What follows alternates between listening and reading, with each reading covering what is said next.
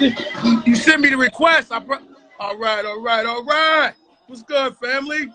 What's good? Shout out to the real man, Father MC. Go ahead, turn that music down. He's here. Shout out to the real man, Father MC. What's going on, baby? What's good, man? Good. Just recording. You already know. What's good with you? Man, I'm seeing a lot of things. I want to ask you a quick question, man. Black Disney. It's not out yet, right? Right. It's not out. Why not? I seen a lot of previews. It was coming up. It's coming. We just still, like, I'm in the lab right now. We still finishing it. You know, the marketing team, they getting on it crazy, and we just making sure the Uptown movie, we waiting on that to get cleared so we can just bounce off of that. You know what I mean? But it's coming though, regardless of whatever with Uptown. We getting tired of it, and everybody keep pressing me. So I think we're gonna just let shit do what it do on its own. You know what I mean? Yeah, because I heard you speaking about the pandemic, and it kind of slowed things up a little bit, and you wanted to get active after the pandemic. So you still on that course right now? Yeah, indeed. But it's clearing up, and it's able, you know, I'm being hit, you know, from different promoters to come out and do what it's time to do. So I'm not mad at it. And for those that don't know, man, Father MC still got it, man. He still got it. I couldn't believe it. Thank you. Because I couldn't believe it. What I mean by still got it, you didn't sound old. You know what I'm saying? Thank you. You still sounded current. I couldn't believe it. I was like, wow, this don't even sound like an old school guy that had multiple hits in the early 90s. You know what I'm saying? And yes, thank you. 2020. So yeah. You sound just like you need to sound, and I applaud you for that, because I used to be a rapper myself, and you know what I'm saying, I can never rap right now. Damn, I appreciate it though. Trust. So you still got it, man. So tell people, man, real quick. I want to start the Black Disney. Is anybody on the album that we need to check for? And I want to work my way. We got a couple of heads. We got a couple of surprises. We just trying to be shut until it comes down and all the signatures is on the line. You know what I mean? Mm-hmm. And the Uptown movie, right? You got the Uptown documentary, right? Indeed.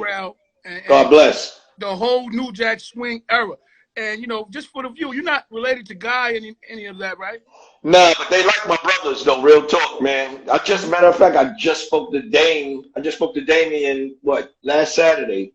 We just got off just chopping it up. And everybody, we all planning something, but this pandemic has to ease up, you know what I'm saying? So we can get back to work and we can get back to doing everything that we need to do. But the pandemic also made everybody aware of what, you know, they should be working.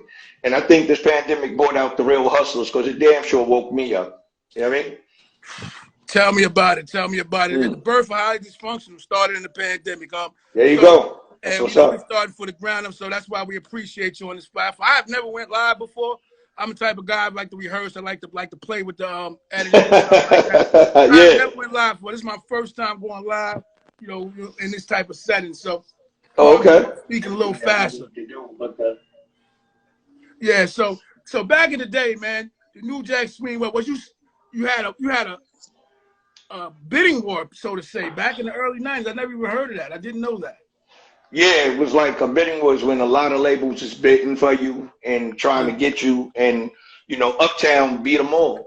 And I'm thankful for that, because I really think about it sometimes, like if I went with Def Jam, if I went with Sony, if I went with Columbia, if I went with Warner Brothers, Atlantic, like what they have been able to do what Uptown did, because Uptown was an experience, man. It wasn't just you signed to a record label, it was an experience. And I mean, I went on tour for every album, 3 albums successful on Uptown. I went on tour for 2 years before.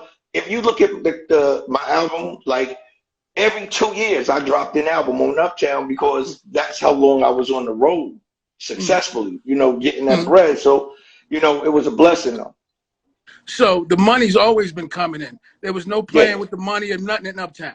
Nah, I mean, I can't talk about anybody else on Uptown, you know what I'm saying? But I never had a problem with it. I never had a problem with my accountant, Bert Padell, God bless.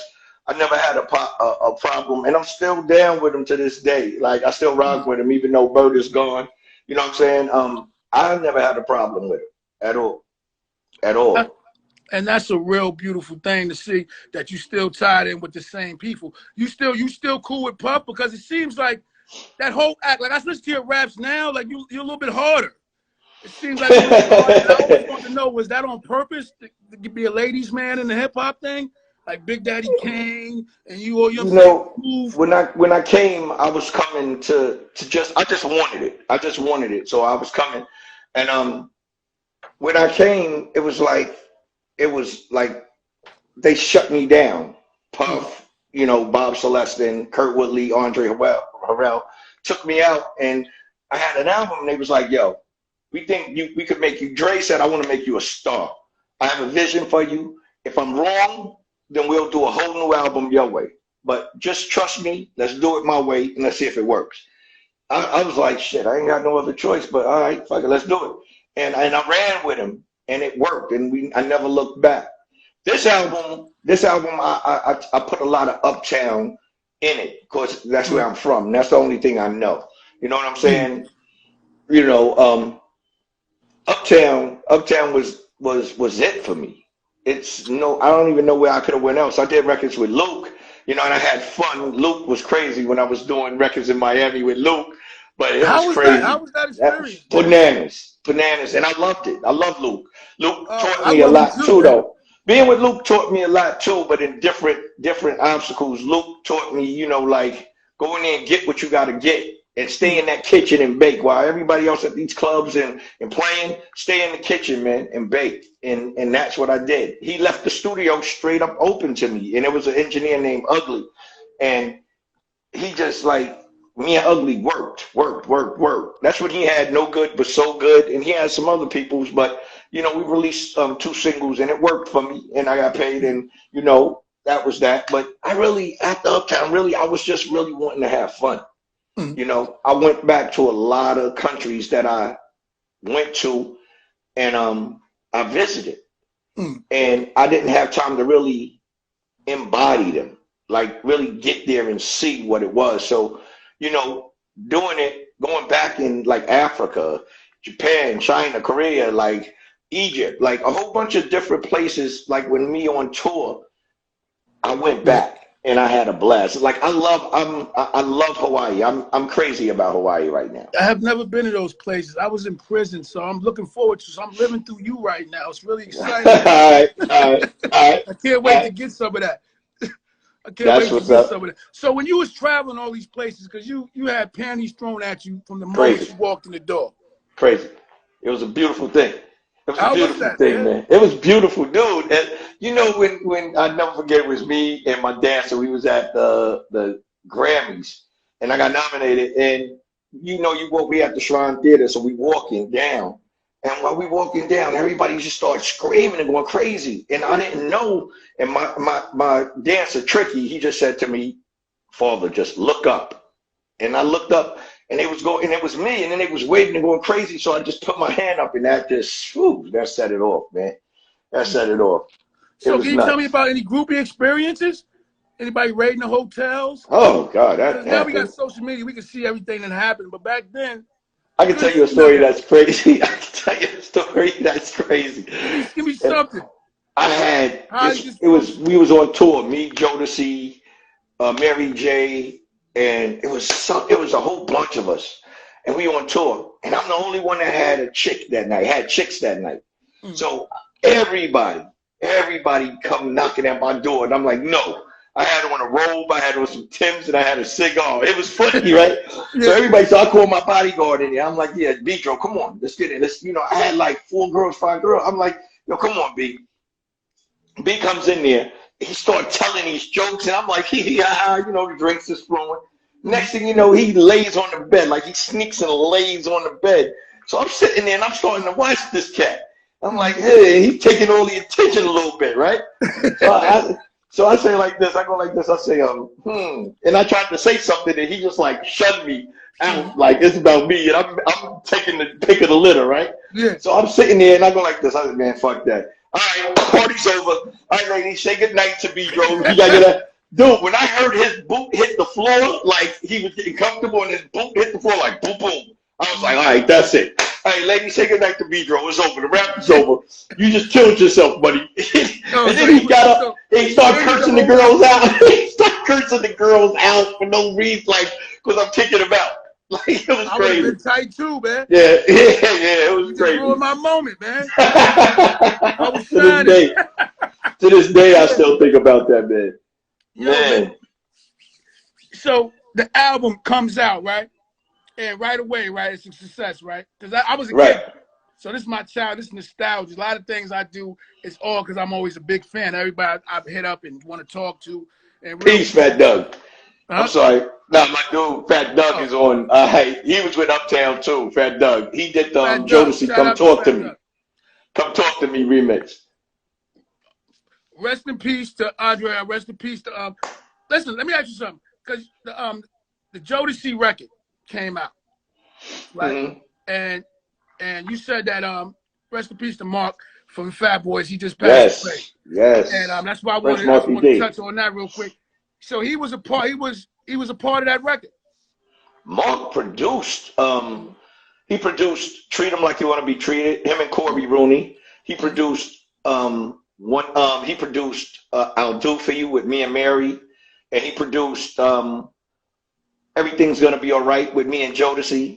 You know, and every album I went back to him, except my third album, because I wanted to really explore, you know what I'm saying, and do something a little different. That's when I went and got Teddy Riley. But God bless to Prince Marky D, man, because me and Mark used to be the jokesters. We used to joke, like crack jokes in front, like it was just bananas the way we used to get down. It was nuts, man. And I called him 2 days because I was laying down and I was like, damn, I could call Mark and we could just prank call people. And he was. So y'all prank call people? Man, we do it. We used to do it all the time, dude. And we used to be dying. We was thinking about really making an album like that. It just take. I don't know if you remember Jackass. They was like these white guys. Jerky Boys, yeah. We used to want to do something like that. Yeah, we wanted to do something like that, man. And I called him 2 days before his death, and I was in the studio. He didn't answer, and I was in the studio. And somebody hit me up on Instagram. One of my guys on Instagram hit me up, and he was like, "Yo, Father, did you see what I sent you?" I'm like, "Nah, I'm busy. I'm working, so I'm really not focused." And then I go to the Instagram, I look, and I'm just like, I really didn't pay attention. My guy Jannard Parker hit me up. He's the producer for SWV. He hit me up, and I'm like, "Yo, what's good, man?" And he was like, "Yo, man, did you tell me it ain't true?" And I was like, "Man, stop." I said, "Call Corby Rooney. Instead of finding out from anybody else, call the source. Corby would know." You know what I mean? So Corby, and then when Corby said, he said, "Father, it's true," I shut studio down. And it was just crazy because that one really hit me. I mean, Prince Marky D and Dre hit me the hardest out of it. Yeah. Yeah. I know it had to hit you, especially if some of your biggest hits he was a part of growing up in the 80s and 90s. And a lot of people don't know that. So I didn't even know he worked on that record until I started researching for this interview. You know what I'm saying? So I didn't even know that. So that was a big deal. I didn't even know he worked on a lot of records. He did everything. After me, they got with Mary, they got with like Mariah Carey, they got with everybody. Everybody. You know? So right now, so what happened? Like, so what's been going on? So you took a break. What was going on between them? Did you get married? Did you have kids? No married. Everybody thought I married Teresa Randall. And no, we was dating. Me and Teresa was cool, but it wasn't no marriage, no kids involved with me and Teresa. And we went our separate ways, but it was cool. She was a good girl, man. She was a really good girl. And it was crazy because we just had natural fun, but you know, it wasn't nothing really you could write home to mom about. I mean, not saying Did you write home to mom about? Nah, I didn't, but it was cool though. It was cool. It was no marriage, man. What happened was I was trying to really, after my dad died, I went to Atlanta, and I was trying to. My dad passed in what 94, 95. He passed, and I try to focus it out in my head, man. I don't even really, you know, and he was like, when people say who was your idol and stuff like that, it was my pops. You know what I'm saying? It was my pops. Real talk. Yeah, it was my I dad. I lost my like, pops too. Shout out to him. sorry to hear that. Sorry. Yeah. But the thing that's crazy is I saw my dad at my Aunt Mary's house because we always used to go to my Aunt Mary's house, the whole family in Mm-hmm. Brooklyn, in Bed-Stuy. So we would go there and I went there because I was going on tour and I just bought a brand new Benz, a Mm-hmm. Beamer, a BMW. I just bought a brand new BMW. And I was saying, Dad, take this. I'm getting ready to go on tour. You can keep this. I'll get me another one when I get back. Like, whatever. And That's he's how it like, was. no. He was like, no, no, no, no, no, nah, son. So I had to leave because I had to go. My tour bus was going to be there in a couple of hours. I had bought my mom's house in LI, Long Island. Mm-hmm. So it took me like an hour and a half to get back home. So I'm driving. I get back home. My mom's and my brother is walking my pops, and he fell. So they take him to the hospital. Now I'm on the road. So Mom ain't telling me what's really going on because she want me to concentrate and focus out there. You know what I'm saying? Because she knew I would have turned that tour bus right the fuck back around. So moms and dad were still together. Nah, they were separated, but they was cool. It was cool. Real cool. And her and my brother, and then next thing you know, man, I remember when I found out when they really just broke it to me because the first time they was just like he's sick. So I'm like coming back from tour, and every time I'd have my tour bus when we like get close to like Connecticut or something, I'd have my tour bus go to Columbia Presbyterian, that big ass tour bus, and the people just would be going nuts. I'm going there to see my dad. And then one time when he was out getting some tests ran, he was coming back, and they was rolling him back in the bed. And I just started crying because I'm like, damn, you see your pops, and I'm realizing like, yo, this shit ain't what Mom do trying to tell me. Mm-hmm. It's more serious. Yeah, and he's telling me, yo, Tim, stop crying, man. You gonna make me cry. You making me scared. So I was like, all right. And me and my dad was the closest of friends, man. And I see a lot of me in him. So, it's crazy. It's crazy. Yo, just to say that real quick, just to chime in on that. Like when my pops passed, like I didn't have him growing up in my life. He was addicted to drugs and all that. But as I grew up into a man, he came back around once he got sober. He was married, had his wife, kids, and all that. Right. And what made me, I didn't have no animosity towards him because I see myself in him. You know what I'm saying? I was just watching him. Exactly. And I move like him. I walk like him. The thing I do with my lip, I do that. My pops do that. He got pictures like that. And that's what made me love him. And highly dysfunctional was started because, I'm highly dysfunctional. I had multiple children. And it's trying to get back in my kid's life once I got out of prison. And it's difficult when you're going through different households trying to be a dad and, they don't really want you there. You know what I'm saying? So that's how highly dysfunctional started. And I just say that because I have a hard time with my kids. And shout out to my dad because I always love him. When I went to prison, he was my best friend. My best friend helped me there. That's when we got closer as a man.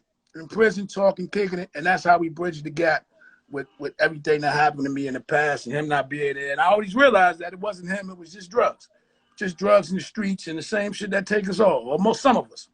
So you growing up in the streets, you got kicked out of Brooklyn. I never heard of no shit like that. Man, I'm making a record right now, like really letting the world know, like, because everybody, when I say Queens, because I've been in Queens so long, because I got kicked out of Brooklyn. The judge kicked me out of Brooklyn because I was ill when I was younger. I lived in Vanderveer, Michael Williams and my mother, his mother and my mother were best friends. Michael Williams is the cat on The Wire, Omar. He's the star on The Wire and all of the other shows. And him and my brother, we used to just wild out. And when I was going, I had the best of both worlds because mom's over here, dad over here. So I do something bad, I get kicked out, I go over to my dad's, So at the end of the day, I was doing some crazy shit. She was in Jamaica, and I did some crazy shit, and they tried to hold me until I was 15 at the time. They tried to hold me until I was an adult. And my mom's kept paying all. She comes back from, now imagine your mom's come back from Jamaica. You in Spofford. Your mom's, my cousin Gwen. Spofford was a real place. I used to have nightmares about that place. Crazy. That was like the Little Rikers Island. That was like the Little Rikers Island. Dorm D5, Dorm D11. It was nuts. But anyway, so when my moms get back, she's just hearing what they telling her, like, me telling my moms. I ain't really giving her the bluff of the whole shit. She gets back and they telling her about, oh, he had the gun in school, and I'm just like, oh shit, what the fuck is going on? And then next thing you know, I'm seeing my mom's face like I want to kill this little nigga. So at the end of the day, my mom's kept paying for everything for the lawyers, and my dad came in like a trooper. My dad came because he worked at the hospital. He came in and he said like this. He said, look, it was Christmas time too. And he said, look, this was gonna happen. You gonna plead guilty because I ain't paying this lawyer no more money. My lawyer got this lawyer. My dad got this lawyer. He looked like a kid out of college. And the kid out of college, he said, you gonna plead guilty. I already spoke to the judge and we gonna get you a sentence. So I go into the court, I plead guilty. Now the judge flips it. He flips. I think and I'm trying to be an actor. When I back then, I'm trying to like, do you plead guilty? And I'm like this, like, yes. No, what I did. No, what I did. I'm just acting like I got to do it because I'm doing everybody. And next thing you know, he says, well, being that you pled guilty, now I have the power to do what I want to do. And then he giving me this long beat up speech and shit. And I'm like, nigga, I already know what you're going to do. Just get to it. But then he started talking like he's getting ready to backtrack. Like, no, I'm taking this shit back. I lied to your lawyer. You're about to go to Rikers Island, nigga. So I'm thinking, man, he said, yo, he gave me an ACD, 6 months probation, the BS, and then he kicked me out of Brooklyn. You can't go to no school in Brooklyn. As a matter of fact, you can't even come to Brooklyn. I had to sneak into Brooklyn and be the coolest walking through Brooklyn like this. Please don't Hopefully stop. You ain't get spotted. Yeah, for like 5 years. 6 month probation. I couldn't go in Brooklyn for 5 joints. And then my mom's moved to Far Rockaway. So at Far Rockaway, I ain't had nobody, you know what I'm saying? I was dealing with this girl. I went to IS 53 and then graduated, went to Far Rock High School. I was hitting this chick in Redfern. I ain't gonna say her name, but her brother. Shout out to her. Yeah, right. Her brother came from Rikers Island, and you remember back in the day, Rikers Island was like, whew. And he came in there. You're right. So we in the high school. We in high school now. So I'm in right where you smoke a cigarette before you walk into the auditorium. I'm seeing this cat. I see the guard, Ramel, right beside for me. He was from Jamaica, Queens. And the guy comes in, he's like looking, yo, where's father? Where's father? Where's father? I'm just looking at this kid like, nigga, you just saw me. And I remember they had gazelles out and the Adidas. And I had the Adidas suit, the gazelles, the fresh new Adidas, not laced up. I said, my man said like this, my dude said, yo, you got to box this nigga, right? And I'm looking like, damn. The fear was he was from Rikers Island. It wasn't the fear about can this nigga fight. That's what worried me. Man, we got out. I said, yo, let me tie my shit and we go. And he's like, no, my shit ain't tied. We go with fear. We gonna shoot a fair one. My man Raheem said, he said, I got you, man. And these other niggas ain't jumping and I got you. I was like, fuck it. But when I caught him, it was over. And I caught him, I just nailed his ass to the fence. He was black and blue. I walked, the cops came, the security guard came, nailed the nigga, right? So at the end of the day, I go to class like ain't nothing happened. Next thing you know, they come and get me out of the class, the cops. I'm like, oh shit, here we go. He's in there, and he's like, while we sitting side by side each other in the dean's office, he's like, and I'm small as shit at this point, right? He boosts my morale so much he didn't even know it. He said, what you think, cause you gained a little weight, you something? I was like this, you think I gained weight? I gained weight, yeah. I gained weight. So I was like this. So I said, why? They said, why you? I said, first he came to me, and then they had it on the cameras back then too. That was lucky. He came through, and he came in with a car of people. So his last thing he did was, he said, I was gonna get it after school. I ain't press charges. I ain't that type of cat. They asked me, do you want to press charges because he was invading? I was like, I don't want to get down like that, man. That was new out there too. So I ain't had nobody at that point. I went to the phone booth after that nigga threatened me, said he was going to, I had Brooklyn and that motherfucker so thorough after school just waiting. And I'm walking out and I don't see nobody. I see his crew, but I don't see none of my niggas. I call my cousin like, where these niggas at? Nigga, I see my cuz, he blew the horn like this. I looked. I walked out. I did like this. I said, "This is on. I'm gonna have to knock this nigga out now Yeah, for real." yeah. Man, when he saw them Brooklyn niggas came out and just started going You got ham down? with everybody, it was over. It was over. They beat up the whole area. It was over. It was Yo, over. and It for was those that over. don't know, highly dysfunctional. I'm an ex-fighter, ex-knucklehead, reformed troublemaker, and this is the type of shit I live for. We always did shit like this. You know what I'm saying? That's why Man, they call me Smash Evans. You know what I'm saying? Going to rival crews, putting the smash out, putting the fight game down. Nowadays, that really don't exist, especially in this right, rap game. So right. in this rap game now, this shit is real life out here. So how do you Yeah. feel about the shit that's going on now in the hip hop? These motherfuckers is really killing each other Man, with money. you know what I don't understand is like you fight your ass off to try to get into this game. And this game could make you live a whole different life than you ever can imagine and take you places that you could take. This game has gotten me afforded to take 15 cats overseas and pay for everything, their per diem, their salaries, their wardrobe, their hotel, airfare, everything. Why would you want to personify the BS? But you got to grow up to learn that. And what I mean by that is sometimes you got to go through it to get to it. And these cats don't really know, really what it is. It's like you give, like Justin Bieber, when he was getting in trouble, you make a little nigga a millionaire overnight that never had nothing, he gonna act up.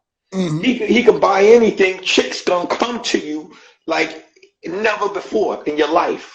You're gonna be able to buy shit that you ain't never think you can buy, and that's the headache. And I know the feeling because I remember when anything I wanted, I was like, I'll never forget.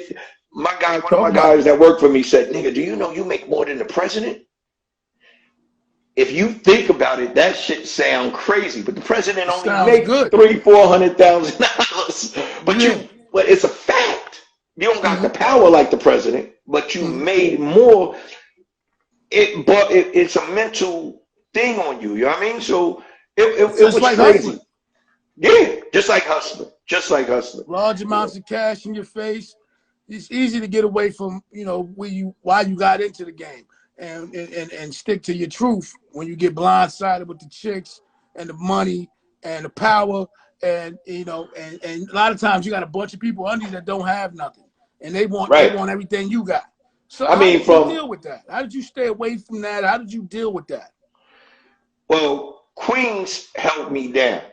Far Rockaway held me down. Like I became real popular in Far Rockaway. During the high school years, I became very popular. And then I was hustling to get studio, to pay for my studio. I wasn't hustling for the jewels. It came with the game, but I wasn't hustling for that. I was hustling to go to the studio. I ain't want knuckleheads to say they paid for shit for me. I did it myself. And I was man enough to get ready to do whatever came with it. You know what I mean?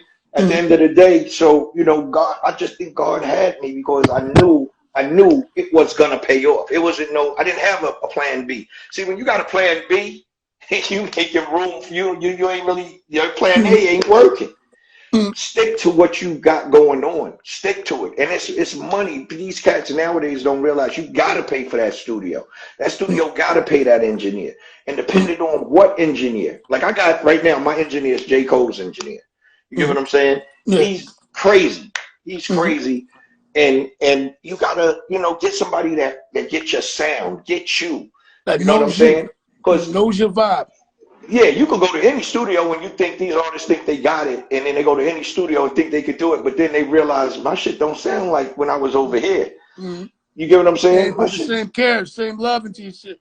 Right, exactly. And the put into it, you gotta put in, you gotta have nothing else to do but want to do this, And my advice to the youngsters is man, get something, run with it, and be yourself. Be yourself, because you don't want to come out sounding like the next cat. Because, but it's their turn and it's their time. So when people ask me, how do I like the new music? I'm like, I dig it, but that's their thing. It's their generation. It's their time. So it ain't for what I say to like or not. It's what they're doing and they're winning. And my dad always taught me, if it ain't broke, don't fix it. Mm-hmm. You know what I'm saying? It's their new generation type of music. My moms didn't understand the shit I was doing back. I didn't Yeah. understand her music when she wanted to True hear her indeed. stuff. So it Yeah. is what it is. Yeah, we the older guys looking back like, that's not right. Right, right, But that's right. true. I never thought I'd be here, but we definitely right here. My We son's a here. rapper right now. That's Shout what's out to him. up. And that's Yeah, what this platform was started for. But me and him fell out. He's 21. He got a kid on the way. Shout out to him. And he's one of the new artists. And I like his shit, but I couldn't, like I said, I didn't, I don't know. You know what I'm saying? But I like it. right, I like right. it. But you know what I'm saying? I didn't know. So one more, let me ask you another question too, man. Like I said, one more. I got 1,000 questions. But in the game coming up, did you have any beef with anybody? Did you get Nah. into it with other In rappers? the Somebody music? asked me, like, was you beefing with Positive K?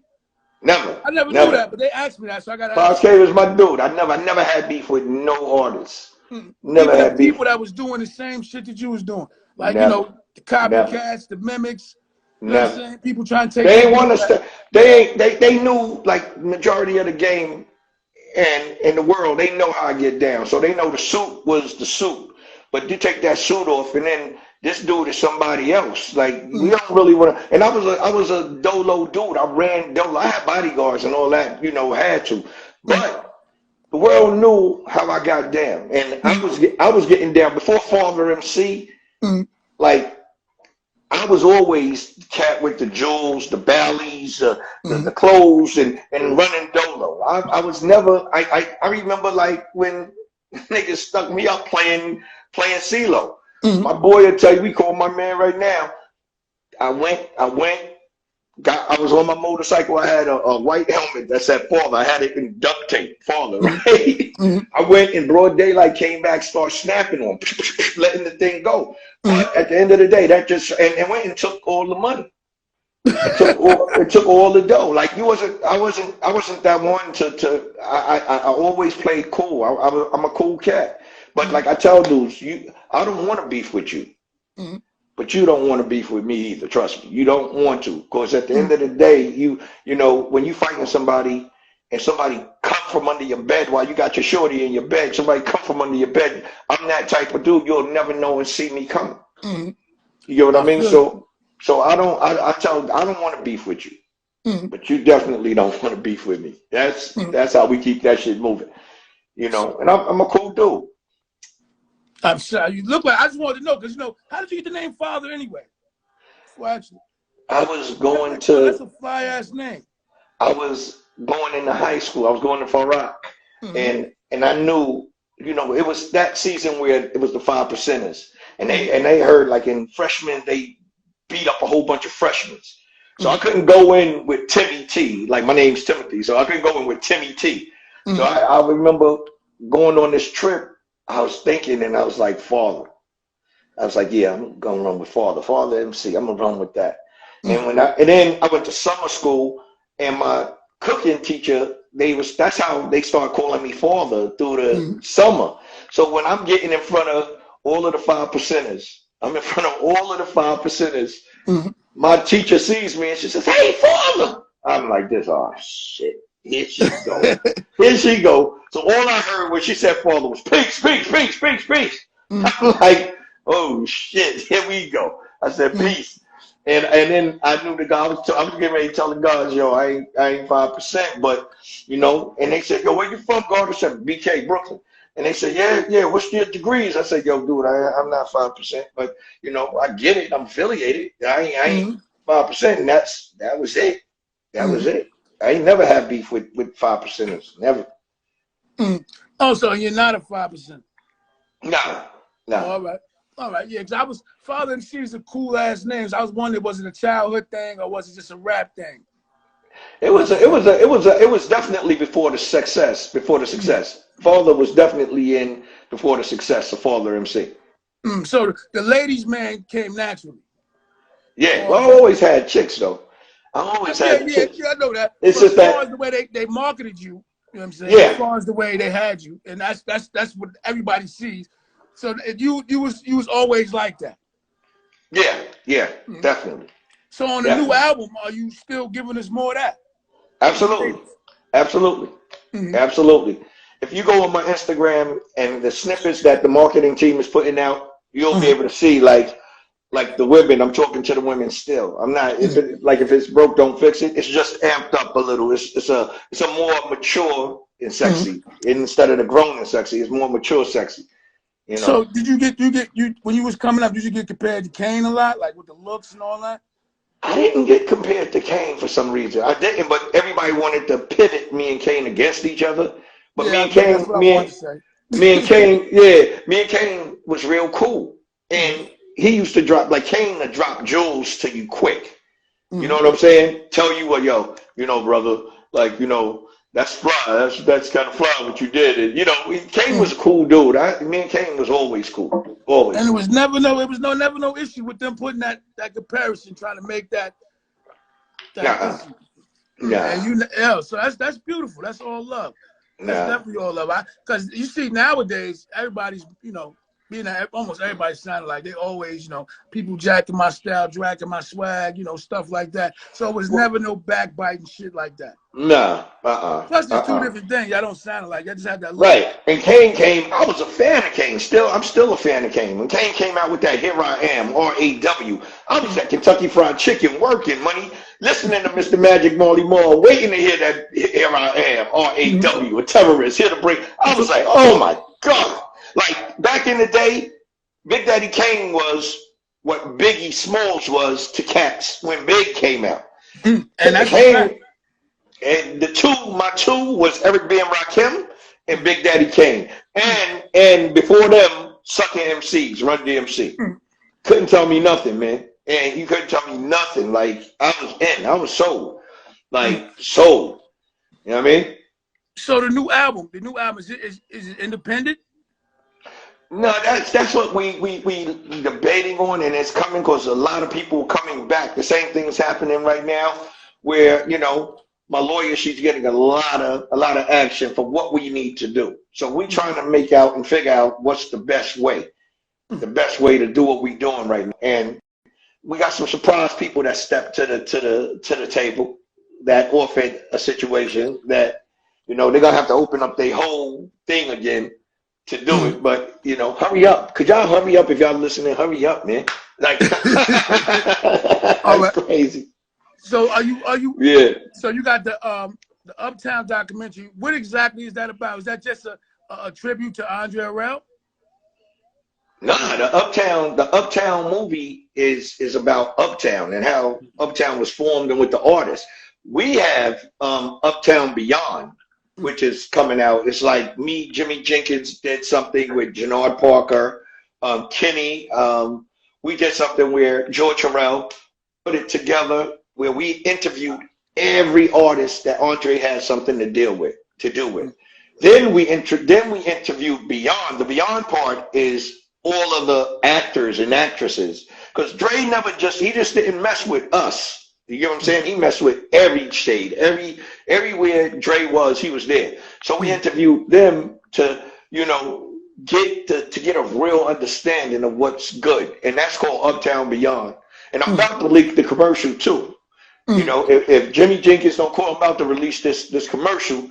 So I'm trying to tell you, you know. And then we're about to. It's just a takeoff, man. It's a win thing. You know, we got the reality show and talk in place. You know what I mean? So it's a lot of stuff, man. It's just that, you know, we just trying to put it together. I'm ready to just tie the knot and let's go. You know, why not, man? It's the season for it. It's the season That's right. for it. So did you have any kids during this break? Let me ask you, why was it such a break though? Why was it such a break? Yeah. Like in between things? I was having fun. Oh, so you just living a life. That's all. I was living. It wasn't no problems, nothing. No problems.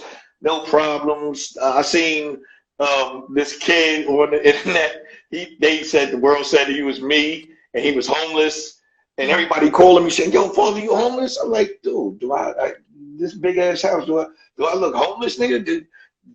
I ain't bragging, but I got an estate. Like, you feel what I'm saying? Like, and the dude wasn't me, didn't look like me or nothing. He had beef with Puff. He even was in the shelter showing his face.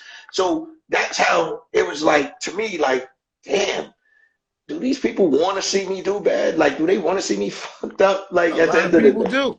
Yeah, they do. A lot of people, and a lot of people are shaking your hand.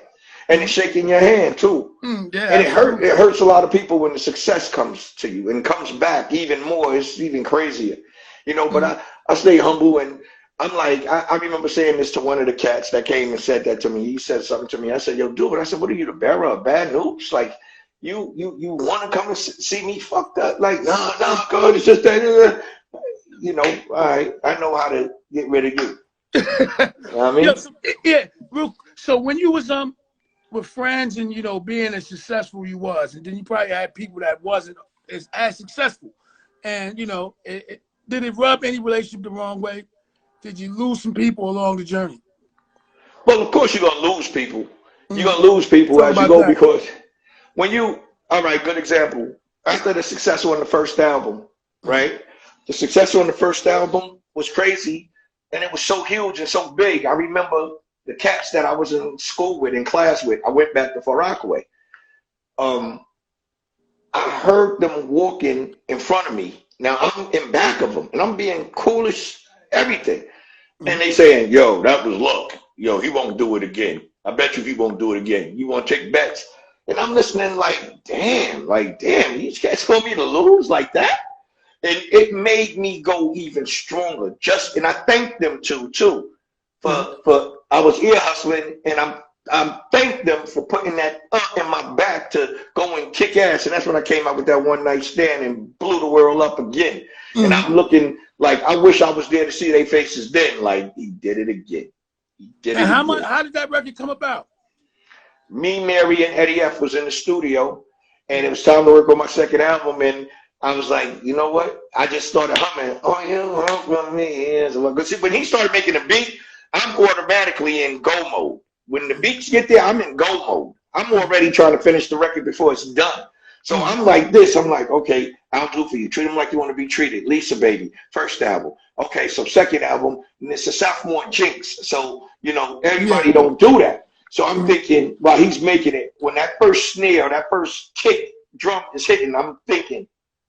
And then when he got to it, the first 8 bars of what was going to be the skeleton, that's when my mind started. All you want from me is one. Nah, baby was an accident. I just was joking around in the studio saying it to Mary. Nah, baby. And Eddie F was like, yo, I want to keep that. I want to keep that. And then he just started putting it. That's how it works. And we did it. And I had the most fun doing that record, though. And I loved performing that record, One Night Stand. It was crazy. It was crazy. Yeah. So one more thing, man, because I know I don't want to keep you too long. I don't want to keep you too long. So Black Disney, can we go put you got any type of area where that's dropping, the timing, all the new stuff, the timing, any type of date, anything. Me talking to my company, me talking to F Media Corp, you know, and to Val, you know, trying to drop. I'm wanting to drop the first day of summer. First day of summer. I think that's time. Things are gonna open back up real soon. Real soon. Yeah, you know, I have this thing. I got to get this interlude. We trying to work it out where, you know, my homegirl Milk, she does the yo, this is the number you have reached has been this guy, the craziest chick ever with it. Craziest chick ever with it. So, you know, she's gonna make a commercial and start letting people know what's going on with the album as well. We hopefully, that's why we dropping stuff to let y'all know what's coming. And now I'm dropping so much, and I'm in the studio, I'm in the lab, like I'm in the lab now, but it's like we dropping so much, I could really come out with a double album right now. You know, but I don't think the world really. A bunch of albums. That part. The way they do it now is like, you know, they got 5 songs and it's an EP, so. Yeah, that part. Oh, yeah, that's the part. Then I, you know, and then if it takes too long, I may just give the album away.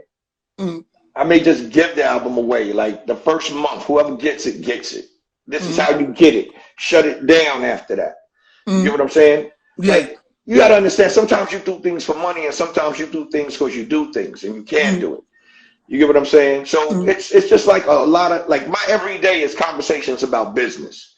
Me, my manager, my marketing team, she's in charge of job, in charge of the marketing. They like, it's just crazy. You know, we have so much that we doing that it's crazy because we're not coming out the same. Mm-hmm. You know. Yo, I was on Twitter. I was taking a look at the new stuff, and I actually really enjoyed it. And it sounds current. It sounds good, man. It sounds real good, and I can't wait to hear it. I can't wait to hear it. And I mean that sincerely. I couldn't believe it. You still sound nice. You still got it. I have my manager get you. I have my manager get you some of the stuff, man. That's you know the full songs, the full joints. You know, and anybody that want to get in touch with me, I do answer. But I'm new to this, so y'all got to bear with me, and I'm busy. I'm at the Real Father MC on Twitter and Instagram. Timothy Brown, Father, you know, whatever. I don't know. I got like 3 accounts, but I don't really know, you know, how to do that. And everybody keep asking me about my blue check. Instagram is trying to work with me because I got 3 Facebook pages. Because every time I lost the passcode, I didn't know. I just made me a new one. Yeah, so they trying to figure that out. You know what I mean? But it's coming. And with a blue dot or without, I'm still me at the end of the day. But y'all can definitely hit me at the Real Father MC. And y'all, hey, Detroit, y'all stay in there, man. You know, I got some crazy people in Detroit that's nuts. Yeah, what's going on in Detroit? Just team, folks, family, you know, everybody in there just doing their thing. I just love the support from the D. What up, though? Shout out to Detroit, man. What up, though? I'm working this thing and I'm coming.